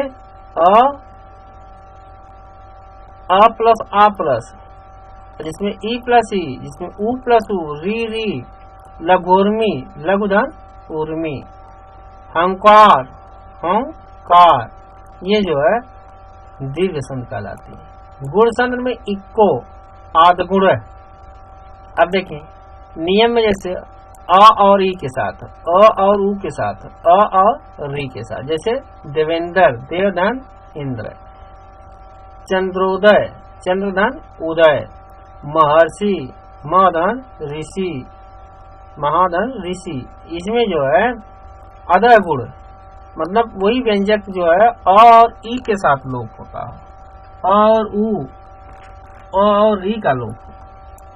विधिरेची, जिसमें अ और ए, अ और औ आदि का लोप होता हो, जैसे ततैव, तत्र धन एव, वनवध, वनधन, औषधि, ये जो विधि संधि होती है। यण संधि चौथी, यण संधि इकोवर्ची, स्वर के बाद असमान स्वर आए, अक्षर स्वर न हो, वहाँ यण संधि होती है। जैसे नियम में ई असमान स्वर य, उ, व, प्र, र, यद्यपि, यदि धन अपि, स्वागत, सुधन आगतम, धांतस, धृत धन अंश, ऐसे शब्द यण शब्द कहलाते हैं। असमान स्वर का अर्थ होता है कि जो स्वर पद से पहले आ चुका हो, न आकर दूसरा कोई स्वर आए। इसमें अयादि संधि में नियम है ए असमान स्वर में अय अर्थात नयन, जिसका ने धन अन, ए असमान स्वर आय जिसे कहा जाता है गायक, गय धन अक, ओ अव जिसे बोधित किया जाता है, जिसमें श्रावण श्रोधन अन, आव संकेत आव जिसमें धावक धवधन अक आदि का लोप होता है। व्यंजन संधि में देखा गया रिच त्रिच त्रिट नीन लिंग संधि में आए तो आधे अक्षर का त कर दो, जैसे सचित सत धन चित, सज्जन सत धन जन, तचिटका तत धन टिका, जगन्नाथ जगत धन नाथ, उल्लास उत धन लास। मतलब व्यंजन शब्द उसमें आधा च ज त न ल आदि आए, इसे जो है आधे में त कर दो, ऐसे को जो है व्यंजन शब्द कहते हैं। एक दूसरी देखिए त आ जाने दो द कर दो, जैसे उत्थान उद्यान सत्कर्म सप्तधन कर्म। तीसरे वर्ग के पहले अक्षर में क च ट त प, वर्ग का तीसरा में गो जो अंगा ढ ब, और वर्ग का पांचवें में अंगा ञा अणा ना मा। एक के 3 5 में तीसरे वर्ण आए तो पहले वर्ण हो जाए, यदि पांचवें आए वर्ण तो आए हो तो पहले आ जाए। जैसे जगदीश जगत धन ईश, वागीश वाक धन ईश, वसणाम वश धन मास, सुष्मंत सूक्ष्म धन अंत। तद के बाद स हो तो च और छ हो जाता है, जैसे सच्चात्र उच्चिष्ट सतधन आस्त्र उत्तिष्ठ। म हो तो अनुशासनिक में, जैसे एग्जाम्पल में समकल्प संकल्प, किंचित किंचित। स के पहले छोड़कर कोई भी स्वर हो तो स ख में आए, जैसे निषिद्ध निषिद्ध, युधिष्ठिर युधिष्ठिर। स्वच्छ हो तो च हटा देते हैं, लेकिन सेकेंड पद छ से शुरू होगा, जैसे पश्चेद परिच्छेद, लक्ष्मिया लक्ष्मी छाया, बिच्छे बिच्छे, ये शब्द आते हैं। विसर्ग सन ओ का विसर्ग कर देते हैं, ओ के बाद जो घोष अकर रल हो तो विसर्ग होते हैं, जैसे अच्छो वस्त्र अधवस्त्र, मनोफूल मन फूल, यशोदा यशदा, मनोविकार मन विकार। स ख स द के विसर्ग पर इसी तरह से निश्चल निश्चल, दिष्ट दूधंत, विस्तार वितार, नमस्कार नमः धनकार। आधे में विसर्ग कर दो, निर्गुण निधन गुण, दुर्गम दूधन गर्म, निराश निधन असर, नीरज निधन निश। ई और उ के बाद र होता है, नीरव निर्धन रव। स्वर विसर्ग में स्वर हो तो विसर्ग हटा दो, जैसे अत एव अत एव, यश इच्छा यश इच्छा। आ के बाद क ख प क हो तो विसर्ग नहीं हटता, सिम लिखा जाता है, जैसे प्रातः काल, मन कल्पत मन कल्पत, मन कल्पत। उपसर्ग मूल शब्द के जो आगे जोड़े जाए उन्हें उपसर्ग कहते हैं। जैसे आ, अब, उप, अप, अपि, अभि, अति, अधि, अनु, सम, सु, नि, पि, निर, निश, दूर, दुस, प्र, परा, प्रति, परि। ये देखिए बहुत इम्पोर्टेंट शब्द हैं, इनको याद रखें। ये उपसर्ग में पहले आते हैं। जैसे प्रहार, प्र और हार, उपसर्ग कौन हुआ? प्र हुआ, अब मूल शब्द कौन हुआ? हार। ठीक है, ये उपसर्ग 1 नंबर के फिक्स है, प्रत्यय और उपसर्ग फिक्स है। एक शब्द में 2 उपसर्ग भी हो सकते हैं। जैसे अप्रत्याशित, अप्रत्याशित, प्रति आशित, प्रति हो गया, आशा हो गया और कृत हो गया, जिसमें उपसर्ग प्रति, मूल शब्द आशा और प्रत्यय इत हो गया, इत प्रत्यय हो गया। पीछे जो शब्द बचे उसका अर्थ जरूर निकालना चाहिए। जैसे एग्जाम्पल में निर्बल, नीर हो गया, बल। दुशासन, दुष हो गया, शासन। असभ्य, अभिधन, हास। अत्यधिक, अतिधन, अधिक। प्रत्यय में देख लीजिए इसी जगह, जो शब्द मूल शब्द के पीछे लगते हैं प्रत्यय कहलाते हैं। जो शब्द मूल शब्द के पीछे लगते हैं प्रत्यय कहलाते हैं। प्रत्यय के भेद में किदंत और तिच्छित, तद्धित। धातु के अंत में जुड़े कहते हैं तिदंत, और धातु के छोड़ शेष शब्दों में लगे होते हैं तद्धित। संज्ञा विशेषण जिसे आता है। जैसे में एग्जाम्पल देख लीजिए, भलाई, भलाई, भला धन आई। घुमक्कड़, घूमना धन अक्कड़।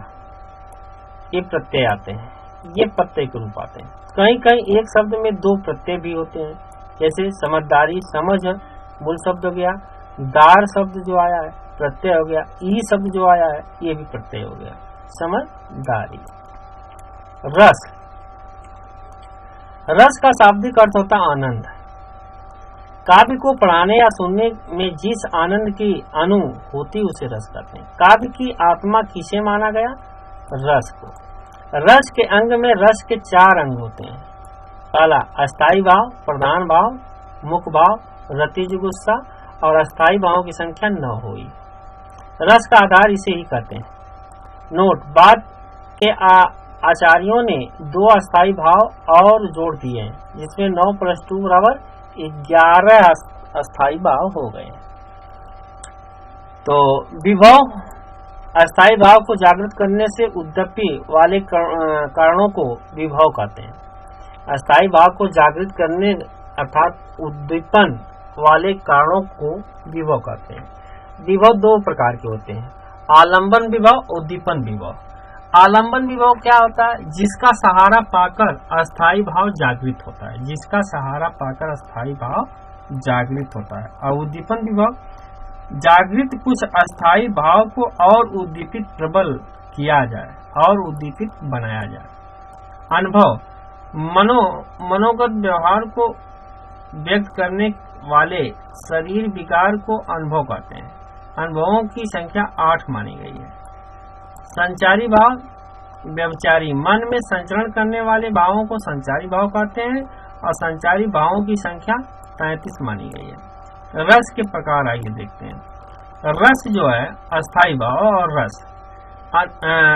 रस में श्रृंगार रस, अस्थाई भाव रति प्रेम, इसे रसराज या रसपति भी कहते हैं। अब श्रृंगार रस में संयोग श्रृंगार और वियोग श्रृंगार आते हैं। अब इन रसों की तरह से देखा जाए। नंबर 2, हास्य रस में हास होता है, करुण रस में शोक होता है, वीर रस में उत्साह होता है, रौद्र में क्रोध होता है, भयानक में भय होता है, विभक्त में जुगुप्सा घृणा होती, अद्भुत में आश्चर्य विस्मोद होता है, शांति रस में शर्म और निर्वेद होता है, वात्सल्य रस में वात्सल्य इति होती है, भक्ति रस में भगवत अनुराग होता है। देखिए ये 11 रस हैं। इन 11 रसों के आप अर्थ अवश्य याद रखें परीक्षाओं में देखने के लिए, और इन्हें अवश्य याद रखें। भरत मुनि ने कितने रसों का वर्णन अपने नाट्य शास्त्र में किया था? 8। अभिनव गुप्त ने कितने रस माने? 9। नवा रस किसे माना जाता है? शांत रस को। काव्य शास्त्र का प्रथम आचार्य किसने माना गया? भरत मुनि को। रस संप्रदाय का प्रवर्तन जो है भारत मुनि थे।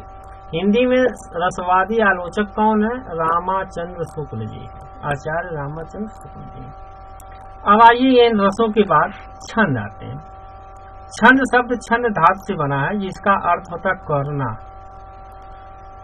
छंद का दूसरा नाम है पिंगल, इन्हीं के नाम से जाना जाता है। छंद शास्त्र में प्रणेद प्रसिद्ध पिंगल होता है। छंद का सर्वप्रथम उल्लेख हुआ ऋग्वेद से। छंद का अर्थ है सघन अर्थात बंधन। बंधन युक्त पद को रचना को कहते हैं छंद। छंद के अंग 6 अंग होते हैं।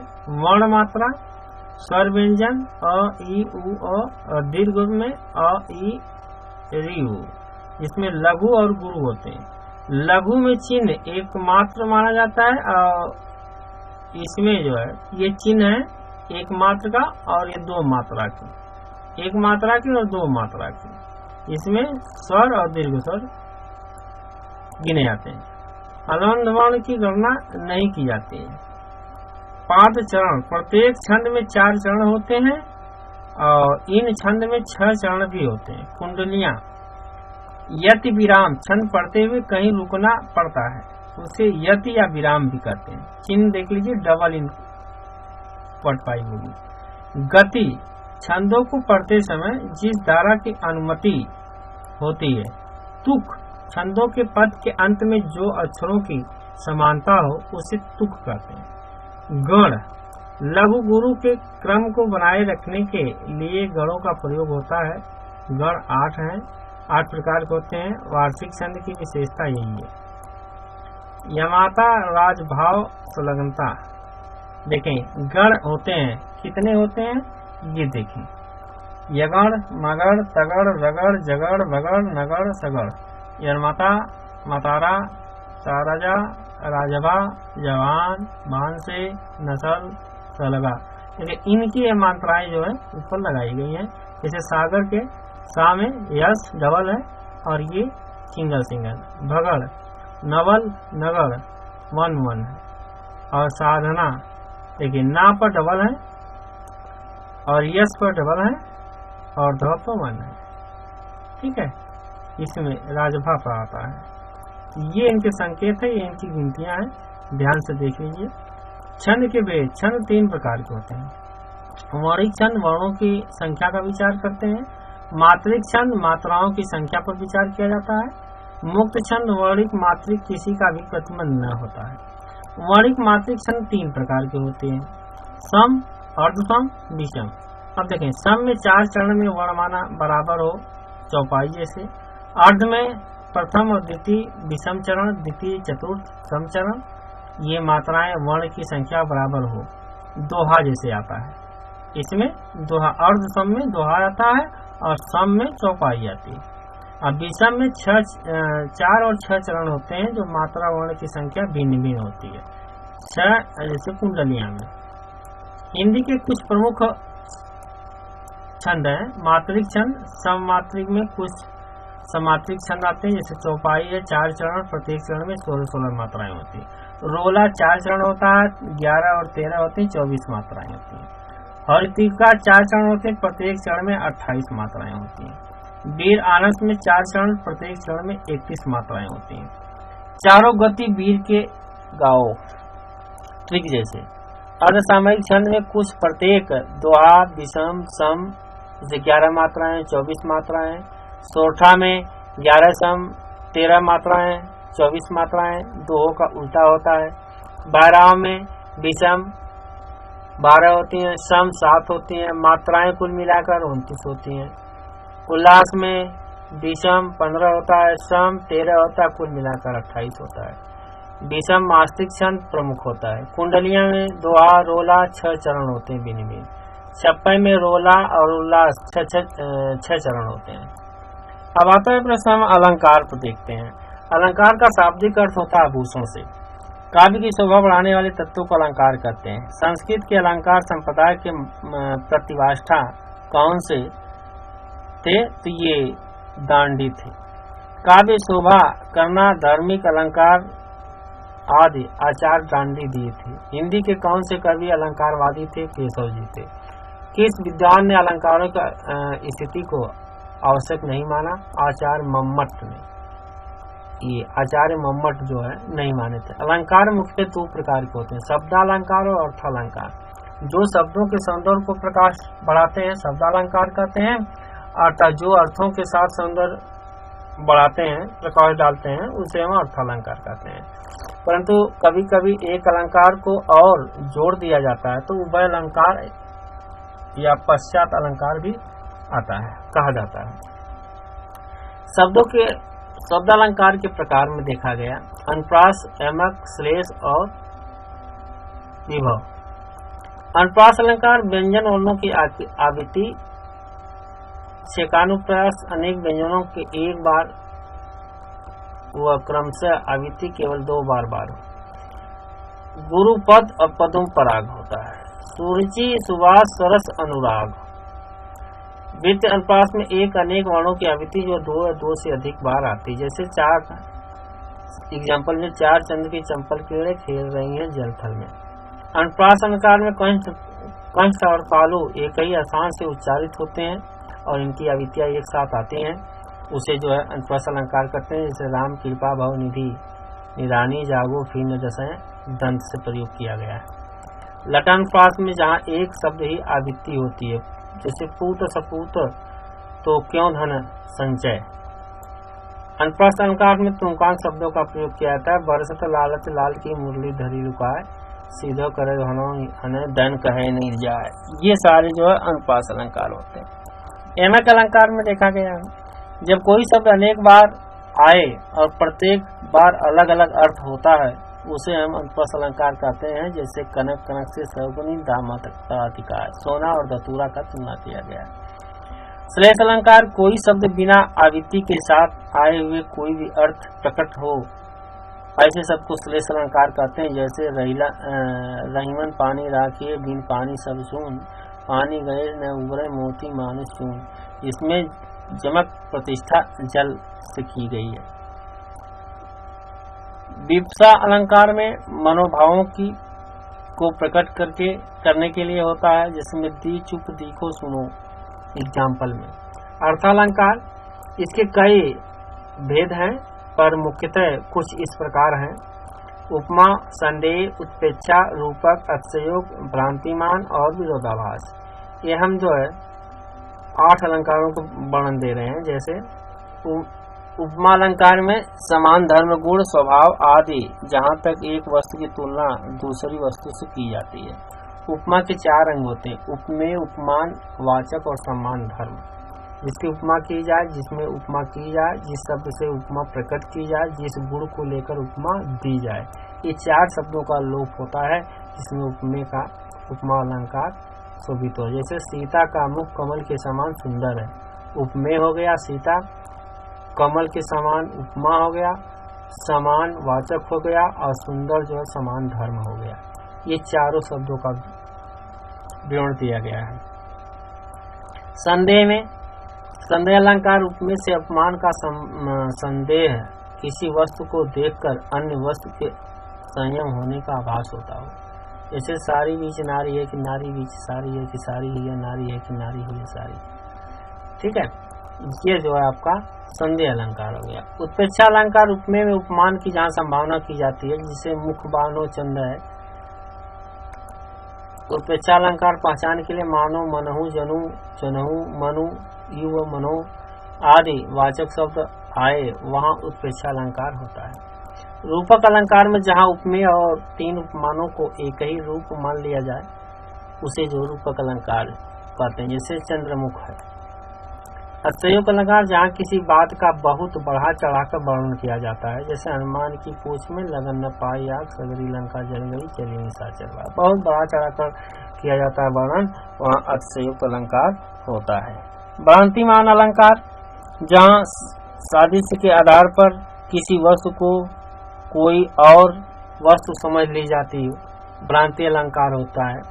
जैसे मुन्ना तब मम्मी के सर पर देख देख 2 चोटी, भाग उठाए भय मानस सर पर सांभनी लोटी, ये भ्रांति अलंकार कह रहा है। विरोधाभास अलंकार ऐसा अलंकार होता है जो वस्तुओं में विरोध न होने वे भी विरोध का आभास मीठी लगे अखिया लुनाई। उभय अलंकार मानवीकरण होता है, आधुनिक व्यंजन होता है, पाश्चात्यात्मक होता अलंकार विशेष पेदर्श होता है। पत्रिकाएं, भारतेंद्र जी देखें पत्रिकाएं, अब हम कुछ पत्रिकाएं के विषय में देखते हैं। सामान्य हिंदी के खत्म होते हैं जिसमें हमने सारे विवरण को देख दिया। अब कुछ पत्रिकाएं हैं उनको हम देखते हैं। देखें भारतेंद्र युग में पत्रिकाएं हैं कवि वचन सुधा, हरिचंद, मैगनीज, बाल, बैंडनी, हिंदी प्रदीप, बालकृष्ण जी लिखे हैं। जबकि ये सारी बुकें जो है भारतेंद्र हरिश्चंद्र काशी के निवासी हैं और बालकृष्ण भट्ट जी इलाहाबाद से हैं। आनंद कादम्बिनी, बद्रीनारायण मेघघन चौधरी ये लिखे मिर्जापुर के रहने वाले हैं। ब्राह्मण प्रताप नारायण मिश्र लिखे हैं, कानपुर के रहने वाले हैं। द्विवेदी युग में पत्रिकाएं आई हैं। सरस्वती पत्रिका महावीर प्रसाद द्विवेदी जी इलाहाबाद से हैं। सुदर्शन देवकीनंद खत्री काशी से हैं। समालोचक चंद्र गुलेरी जी हैं। चंद्रधर शर्मा जयपुर से हैं। इंदु अंबिका प्रसाद गुप्ता जी हैं, काशी से हैं। मर्यादा कृष्णकांत मालवी जी प्रयाग से हैं। चाँद चंडी प्रसाद जी हैं, प्रयाग से हैं। पांडुचेरी दुलारी भागर्व लखनऊ से हैं। मर्यादा मासिक पत्रिका टुडे अंग्रेजी डॉक्टर संपूर्णानंद जी हैं। छायावादी युग में पत्रिकाएं हैं। हंस प्रेमचंद जी की काशी से हैं। कर्मवीर माखनलाल चतुर्वेदी जबलपुर से हैं और चाँद महादेवी वर्मा प्रयाग से हैं। साई संदेव बाबू गुलाब जी हैं, आगरा से हैं। शैवोत्तर युग में कादम्बिनी राजेश अवस्थी दिल्ली से हैं। धर्मगुरु धर्मवीर भारती हैं, बम्बई से हैं। नया जीवन कन्हैया मिश्र प्रभाकर सहारनपुर जिले से हैं। ये इनके जो है प्रसिद्ध पत्रिकाएं हैं। हिंदी में सर्वप्रथम हिंदी का सर्वप्रथम उपन्यास में परीक्षा गुरु है, लाल श्रीनिवास दास जी का है। भगवती चरण वर्मा का प्रथम उपन्यास घीड़ामरी है।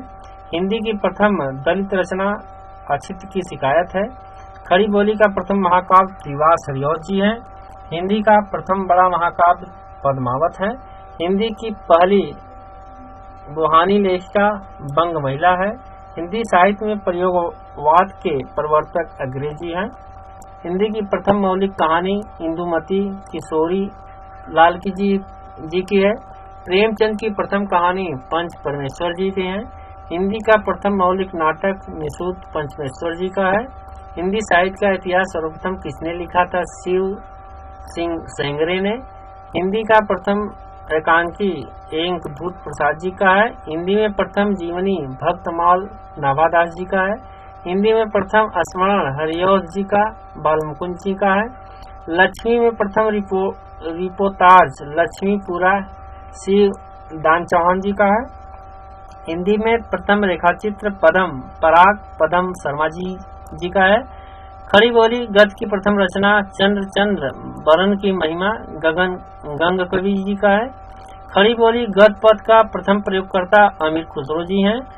प्रथम हिंदी पद उदंत मात्रा 1826 मई में किया गया। 30 मई को कोलकाता से किया गया। ज्ञानपीठ पुरस्कार के सम्मानित व्यक्ति सुमित्रा जी नंदन पत्नी जी हैं। ज्ञानपीठ पुरस्कार के सम्मानित प्रथम महिला महादेवी वर्मा जी हैं।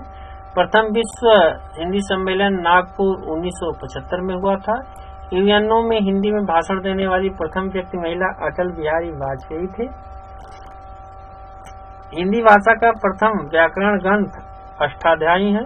हिंदी भाषा का प्रथम वैज्ञानिक इतिहास हिंदी भाषा का इतिहास धीरेन्द्र प्रसाद जी का है। हिंदी का प्रथम भाषा सर्वश्रेष्ठ अमीर खुसरो जी का है। हिंदी का प्रथम गद्य काव्य साधना कृष्णदास जी का है। हिंदी का प्रथम यात्राविद सरयू पार की यात्रा नाथ साहित्य का प्रेरणादाता गोरखनाथ जी हैं। हिंदी का प्रथम सामाजिक उपन्यास भाग्यवादी स्वदारस का है फुलेरी जी। हिंदी भाषा का प्रथम सर्वेक्षण अमीर खुसरो जी हैं। इम्पोर्टेंट पॉइंट हैं। छायावादी युग के प्रसिद्ध कहानीकार जयशंकर जी हैं। केवल 6 निबंध लिखकर प्रसिद्ध लेखक सरदार पूर्ण जी हैं। डॉक्टर संपूर्णानंद के मंगला प्रसाद पुरस्कार मिला समाजवाद पर। हिंदी गद्य के उत्कर्ष का सूर्योदय काल द्विवेदी युग को माना जाता है। हिंदी काव्य साहित्य का विविध काल में आदिकाल 930 से 1318 ईस्वी में, जिसे वीरगाथा काल भी कहा जाता है। पूर्व मध्यकाल भक्ति काल होता है, जो 1310 से लेकर 1643 तक था। और उत्तर मध्यकाल रीति काल था, जो 1643 से 1843 ईस्वी तक माना गया। आधुनिक काल गद्य काल है, जो 1843 से अब तक माना जाता है। काव्य के भेद में छव्य काव्य, दृश्य काव्य, प्रबंध काव्य, मुक्त काव्य, महाकाव्य, खंड काव्य और गीति काव्य, ये जो है काव्य के भेद रहे हैं, एक दूसरे से जुड़े हुए। वीरगाथा के 2 प्रसिद्ध डिंगल और पिंगल थे। आधुनिक काल का विभाजन भारतेंद्र युग में 1843 से 1900 तक, द्विवेदी युग 1900 से 1918 तक, छायावादी काल 1918 से 1938 तक, छायोत्तर काल 1938 से वर्तमान आज तक। तार सप्तक प्रकाश किया 1943 को अंग्रेजी ने। अर्ध प्रामाणिक रचना पृथ्वी राजों ने किया था।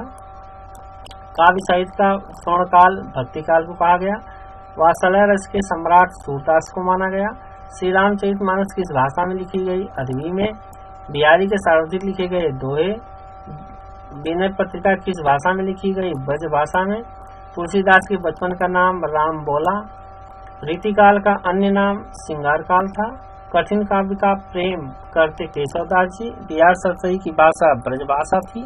रीति मुक्त काव्यधारा के कवि घनानंद थे। मैथिली चरण गुप्त का प्रथम काव्य संग्रह भरत भारती। राष्ट्र कवि पादवी से सुशोभित किया मैथिली चरण जी।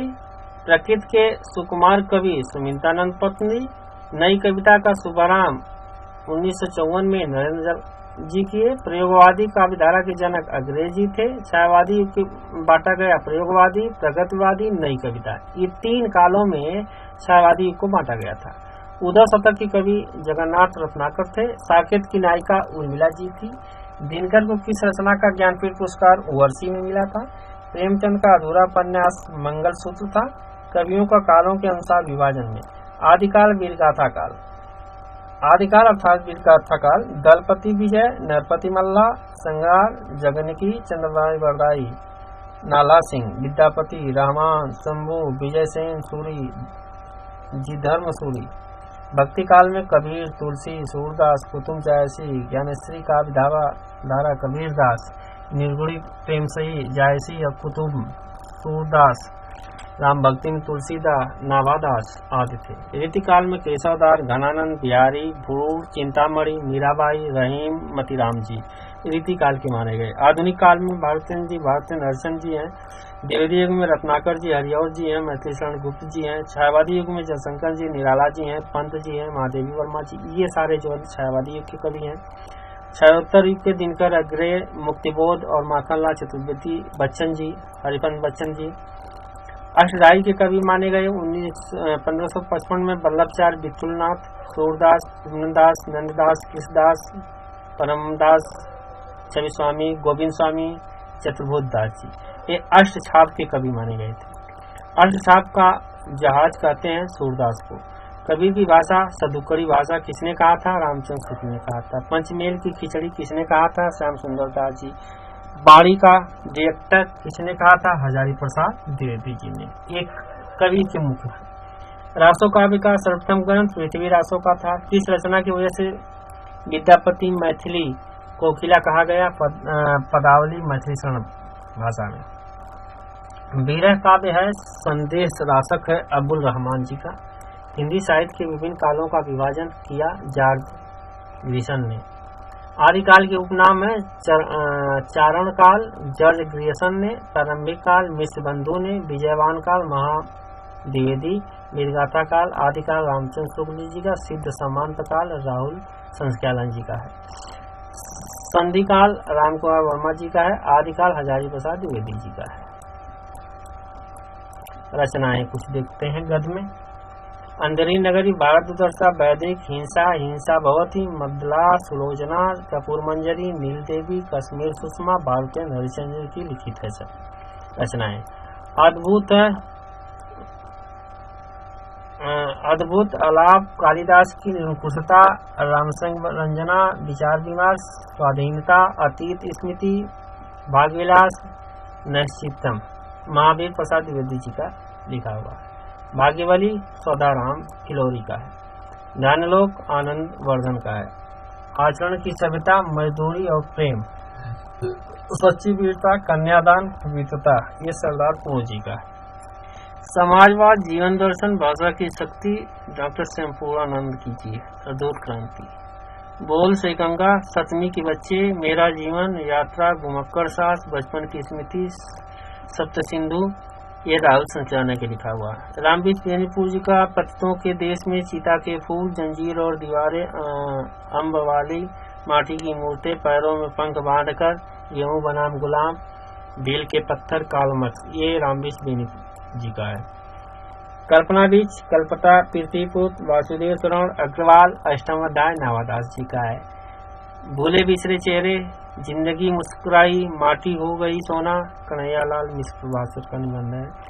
अशोक के फूल विचार प्रवाह आनंददास का गोथा है। हिंदी साहित्य का आदिकाल हजारी प्रसाद द्विवेदी जी का है। Language problem in India pro ji Reddy ji का। अंडे के छिलके आषाढ़ का एक दिन लहरों